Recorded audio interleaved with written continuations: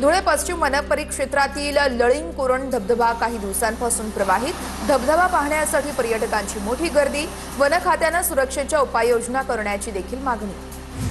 कोयना धरणातील छत्रपती शिवाजी महाराज जलाशयामध्ये 92 टीएमसी पाणीसाठा। तापोळा परिसरातील पाणीसाठ्यामध्ये वाढ। मुनावळे भागामध्ये पर्यटनाला चालना मिळणार आहे। पैनगंगा नदीवरील 11 बॅरेजवरून सध्या मोठ्या प्रमाणामध्ये पाण्याचा विसर्ग सुरू आहे। मात्र जिल्ह्यातील प्रकल्पांमध्ये केवळ 26.38% पाणीसाठा असल्याने चिंतेचं वातावरण। पैनगंगा नदीवरील बॅरेजचे गेट बंद करून पाणीसाठा करण्याची नागरिकांची मागणी आहे। हतनूर धरणातून ओझरडे खेड धरणामध्ये आवर्तन सोडल्याने शेतकऱ्यांना मोठा दिलासा मिळालेला आहे। मुक्ताईनगरचे आमदार चंद्रकांत पाटलांच्या मागणीला यश आलंय। शिवसेनेच्या वतीने त्यामुळे घोषणाबाजी देखील करण्यात आली आहे। मुसळधार पावसामुळे धुळे जिल्ह्यातील 5 धरणं 100% भरलेली आहे। धुळे आणि साक्री तालुक्यातील केटीव्हीआर बंधारे तुडुंब भरलेले आहेत। जिल्ह्यातील काही भागांमध्ये पाण्याची समस्या सुटल्याने नागरिकांकडून समाधान व्यक्त केलं जात आहे। जळगाव जिल्ह्यातील हतनूर धरणाचे 4 दरवाजे 1.5 मीटरने उघडलेत। तापी नदी पात्रामध्ये 80,000 क्युसेकने पाण्याचा विसर्ग सुरू आहे। धरणाच्या पाणलोट क्षेत्रामध्ये पाण्याची आवक वाढलेली आहे। शेतकरी कर्जमाफीचा पहिला हप्ता वितरित करण्यात आलेला आहे। 6,22,000 शेतकऱ्यांच्या खात्यात 5,029 कोटी जमा झालेले आहेत। मुख्यमंत्री फडणवीस यांनी एका क्लिकद्वारे रक्कम हस्तांतरित केलेली आहे। आधी यावेळेस आधार प्रमाणीकरण पूर्ण झालेल्या शेतकऱ्यांच्या कर्ज खात्यांवरती रक्कम थेट जमा करण्यात आलेली आहे। सोलापूर जिल्ह्यामध्ये अहिल्यादेवी होळकर कर्जमुक्ती योजनेचं काम वेगाने सुरू आहे। तातडीने आधार सडिंग करण्याचं जिल्हाधिकारी एस कार्तिकेयन यांचं आवाहन आहे। पहिल्या टप्प्यामध्ये 26,253 पात्र शेतकऱ्यांची यादी जाहीर झाली आहे।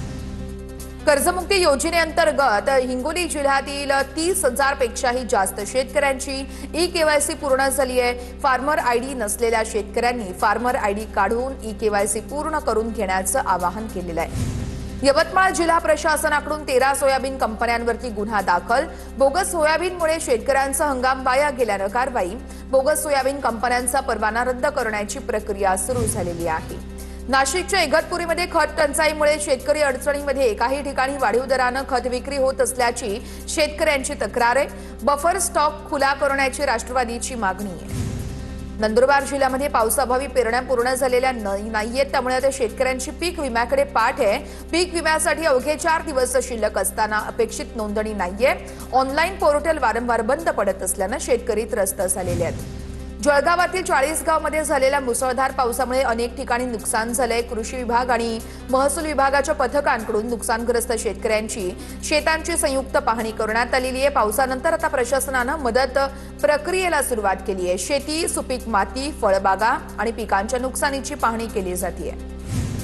वाशिमच्या पांडव उमरा येथील शेतकऱ्याकडून 3 एकरामध्ये तिहेरी पिकांचा प्रयोग करण्यात आलेला आहे। महादेव ढोबळे यांच्याकडून हळद पिकामध्ये कोबी आणि सोयाबीनची देखील लागवड करण्यात आली आहे। मागील वर्षी एकरी 5.5 लाखांचं उत्पन्न त्यांनी मिळवलेलं आहे। मुंबई गोवा महामार्गावरती पुन्हा एकदा भेगा पडलेल्या आहेत। नांदगाव कासारडे या ठिकाणी सिमेंट काँक्रीटीकरणाच्या रस्त्याची चाळण झालेली आहे। एका लेनवरती हायवे ठेकेदाराकडून डांबर करून भेगा बुजवल्याचाही प्रकार घडलेला आहे। जळगाव शहरातील स्मशानभूमीकडे जाणाऱ्या रस्त्याची प्रचंड दुरवस्था झालेली आहे। अर्धा किलोमीटरच्या रस्त्यावरती तब्बल 70 पेक्षा जास्त खड्डे पडलेले आहेत। स्मशानभूमीचं वाहन जाताना खड्ड्यांमुळे मृतदेह वाहनातून खाली पडल्याची देखील भीती व्यक्त केली जाते।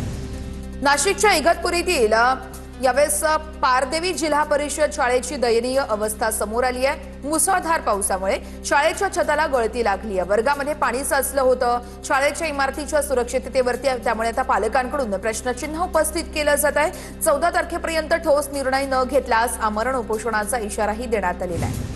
अमरावतीच्या चांदूर बाजार ग्रामीण रुग्णालयातील आरोग्य सेवेवरती प्रश्नचिन्ह उपस्थित केलं जात आहे। वृद्ध महिलेला यावेळेस पतीनेच व्हीलचेअरवरती नेल्याचे फोटो व्हायरल झालेत। कर्मचारी उपस्थित असूनही मदत न मिळाल्याचा आरोप आहे। कर्मचारी उपस्थित असूनही पतीनेच पत्नीला व्हीलचेअरवरून उपचार कक्षापर्यंत नेण्याची वेळ आलेली आहे। आंबोली कोल्हापूर राज्यमार्गावरती झाड कोसळलं। आंबोली घाटातील रस्त्यावरती झाड कोसळल्याने वाहतूक ठप्प झाली होती। झाड बाजूला करून वाहतूक कोंडी सुरळीत करण्यात आलेली आहे। राष्ट्रीय हातमाग दिनानिमित्त येवला या ठिकाणी भाजप वेणकर प्रकोष्ठाच्या वतीने पारंपरिक पैठणी हातमागाची भव्य मिरवणूक काढण्यात आली आहे। मोठ्या संख्येने पैठणी विणकर, कारागीर आणि नागरिक देखील या ठिकाणी सहभागी झाले होते. धाराशिवमध्ये नर्सच्या हलगर्जीपणामुळे वृद्धाला ईसीजीचे चटके बसलेत. ईसीजी मशीनचे चटके बसलेले आहेत. धाराशिवच्या कळंब उपजिल्हा रुग्णालयातील हा संपूर्ण धक्कादायक प्रकार आहे. तर यावेळेस ईसीजी मशीन ही वेळेत न काढल्यानं चटके बसल्याचा गंभीर प्रकार आहे. तर भाजल्यामुळे वृद्धाच्या छाती आणि पोटावर गंभीर जखमा देखील झालेल्या. लातूरच्या लेबर कॉलनीतील महापालिकेच्या शाळेची प्रचंड दुरवस्था झालेली आहे. शाळेला गरदुल्ले आणि व्यसनाधीन लोकांचा अधिक त्रास होतोय. पालक आणि शिक्षकांकडून पोलिसात तक्रार देण्यात आलेली आहे. बारामतीमध्ये पतीला गुंगीचं औषध देऊन मारण्याचा प्रयत्न झालाय. बारामती शहर पोलिसांकडे तक्रार दाखल करण्यात आली आहे. पत्नीविरुद्ध खुनाच्या प्रयत्नाचा गुन्हा पोलिसांकडून पुढील तपास सुरू आहे. यवतमाळ शहरामध्ये वाहतूक शाखेने विशेष मोहीम सुरू केली आहे. ओव्हर स्पीडने वाहन चालवणारे तसेच हेल्मेट शिवाय दुचाकी चालवणाऱ्या हुल्लडबाजांवर दंडात्मक कारवाई केली जाते. सीएसएमटीच्या मोफत वायफायवरती सायबर हल्ला. एका क्लिकनं बँक ऑफ बडोदाच्या जनरल मॅनेजरच्या खात्यातून 4,27,000 रुपये लंपास. सीएसएमटी स्थानकाच्या मोफत वायफाय सेवेचा सायबर गुन्हेगारांनी गैरवापर केल्याचा धक्कादायक प्रकार घडलेला आहे. छत्रपती संभाजीनगरमधील गंगापूरमध्ये 6वीतील विद्यार्थिनीचा वारंवार विनयभंग. शाळेतील शिपाई अटकेत आहे. शिपायावरती पोक्सो अंतर्गत गुन्हा दाखल झालेला आहे. 5 ते 6 वेळा अयोग्य स्पर्श केल्याचा तक्रारीमध्ये उल्लेख आहे. न्यायालयाकडून आरोपीला 3 दिवसांची पोलीस कोठडी सुनावण्यात आलेली आहे. पाचोरा शहरामध्ये अवैध धंद्यांचा नागरिकांकडून भांडाफोड. शहरातील मध्यवर्ती भागामध्ये सर्रास सट्ट्याचा या ठिकाणी अड्डा सुरू आहे. अवैध धंद्याचे भांडाफोड करणारे व्हिडिओ समाज माध्यमांवर मोठ्या प्रमाणामध्ये व्हायरल होत आहेत. नागपूर सायबर पोलिसांनी म्यूल अकाउंटचा वापर करून आर्थिक फसवणूक करणाऱ्या टोळीचा पर्दाफाश केलाय. एका महिलेसह 3 आरोपींना अटक करण्यात आली आहे. आरोपींकडून 209 ATM card, 50 SIM card, 45 passbook आणि धनादेश जप्त करण्यात आलाय. सामान्य नागरिकांना पैशांचा आमिष दाखवून आरोपी हे म्यूल खातं उघडत होते. नागपूरच्या डॉक्टरचा सांगलीमध्ये रस्ते अपघातात मृत्यू झालेला आहे. खुशी पवन मुंदड असं मृत डॉक्टरचं नाव आहे. सांगलीमध्ये रुग्णालयातील काम आटपून दुचाकीनं घरी परत येत असताना भरधाव कारनं धडक दिली आणि त्यानंतर खुशी यांचा दुर्दैवी मृत्यू झालेला आहे. बीड कारागृहामध्ये बेकायदेशीर सुविधांची चौकशी सुरू. 2 पथकांकडून कायदेशीर सुविधांची तपासणी सुरू करण्यात आलेली आहे. तपास पथकांनी महत्वाची कागदपत्र जप्त केल्याची सूत्रांची माहिती आहे. कारागृहातील सीसीटीव्ही कॉल डिटेल्स ताब्यात घेतल्याचीही सूत्रांची माहिती आहे. अमरावती शहरातील प्रसिद्ध हॉटेल रोशनीचा परवाना काही दिवसांसाठी रद्द. अमरावती एफडीएची धडक कारवाई आहे. स्वयंपाकघरासह संपूर्ण हॉटेल परिसर अत्यंत अस्वच्छ आढळून आल्यानं ही कारवाई करण्यात आलेली आहे. पिंपरी चिंचवड महापालिकेच्या महत्वाकांक्षी पिंपरी डेअरी फार्म उड्डाणपूल प्रकल्पाला पुन्हा एकदा विलंब झालेला आहे. ठेकेदार कंपनीला नोटीस बजावत दररोज 1,000 रुपयांचा दंड आकारण्याचा आदेश देण्यात आलेला आहे. राज्याचे पोलीस महासंचालक सदानंद दाते बीड दौऱ्यावरती. दातेंनी आज वैद्यनाथ ज्योतिर्लिंग मंदिरामध्ये जाऊन दर्शन घेतलेलं आहे. वैद्यनाथाची विधिवत पूजा करून दाते बीडकडे रवाना झालेले आहेत. काँग्रेस प्रदेश अध्यक्ष हर्षवर्धन सपकाळांच्या वक्तव्याचा अंबरनाथमध्ये अजित पवारांच्या राष्ट्रवादीकडून निषेध करण्यात आलाय. सपकाळांच्या फोटोला जोडे मारत घोषणाबाजी करण्यात आलेली आहे. मुख्य चौकामध्ये सपकाळांच्या निषेधाचा बॅनर देखील लावण्यात आला होता. इंदापूरमध्ये काँग्रेस प्रदेश अध्यक्ष हर्षवर्धन सपकाळांच्या पुतळ्याची राष्ट्रवादीकडून अंत्ययात्रा काढण्यात आली आहे. सपकाळ यांच्या विरोधामध्ये इंदापूरमध्ये राष्ट्रवादीकडून घोषणाबाजी करण्यात आली आहे. सुनेत्र पवारांबाबत आक्षेपार्ह ट्विट केल्यानं आंदोलन करण्यात आलेलं आहे.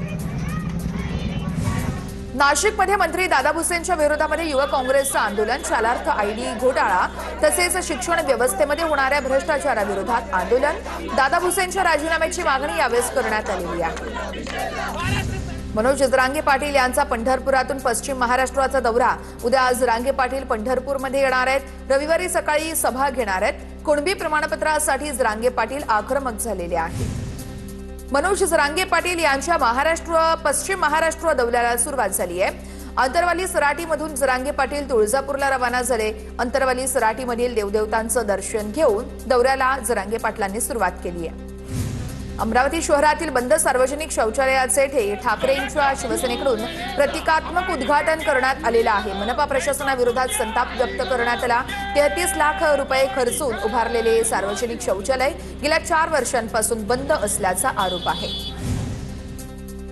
जळगावमध्ये जिल्हाधिकारी कार्यालयामध्ये शासकीय होमिओपॅथी आणि आयुर्वेद महाविद्यालयातील कंत्राटी कर्मचाऱ्यांचं आंदोलन। कोरोना काळामध्ये काम करणाऱ्या कंत्राटी कर्मचाऱ्यांना डावलून नवीन कर्मचाऱ्यांची भरती केल्याचा कामगारांचा आरोप आहे। अंबरनाथ पालिकेमध्ये सभापतींच्या केबिनचं ॲडव्हान्स काम करण्यात आलंय। एका केबिनसाठी 8 लाख रुपयांची उधळपट्टी, ना प्रस्ताव ना ठराव। मनसेचा आंदोलनाचा इशारा आहे। जळगावमध्ये मनसे आणि ठाकरेंच्या शिवसेनेचं संयुक्त आंदोलन। तरसोद ते पाळधी बायपास महामार्गाच्या कामाच्या चौकशीची मागणी। जिल्हाधिकारी कार्यालयामध्ये घोषणाबाजी करत निदर्शनं करण्यात आली आहेत। पाळधी तरसोद बायपासवरील उड्डाणपूल खचल्याच्या घटनेची केंद्रीय स्तरावर दखल। संबंधित ठेकेदारांना काळ्या यादीमध्ये टाकण्याचे केंद्रीय मंत्री नितीन गडकरी यांचे आदेश आहेत। खासदार स्मिता वाघ यांच्याकडून गडकरींची भेट घेण्यात आलेली आहे। अहिल्यानगर येथे माजी मंत्री अर्जुन खोतकर यांच्या अध्यक्षतेखाली विधिमंडळाची अंदाज समिती दाखल। समितीकडून 3 दिवस जिल्ह्यातील विविध कामांची पाहणी आणि गुणवत्ता तपासणी केली जाणार आहे। राष्ट्रवादी काँग्रेसच्या महिला संघटनेमध्ये मोठे फेरबदल करण्यात आले आहेत। निर्मला नवले यांच्याकडे महिला युवती प्रदेशाध्यक्ष पदाची धुरा देण्यात आलेली आहे। अजित पवारांच्या राष्ट्रवादीच्या राष्ट्रीय विद्यार्थी अध्यक्षाची निवड जाहीर झाली आहे। पुण्यातील आकाश झांबरे पाटील यांची अध्यक्ष म्हणून नियुक्ती करण्यात आली आहे। देवगिरी निवासस्थानी सुनेत्र पवार यांच्या हस्ते पत्र देण्यात आलेलं आहे।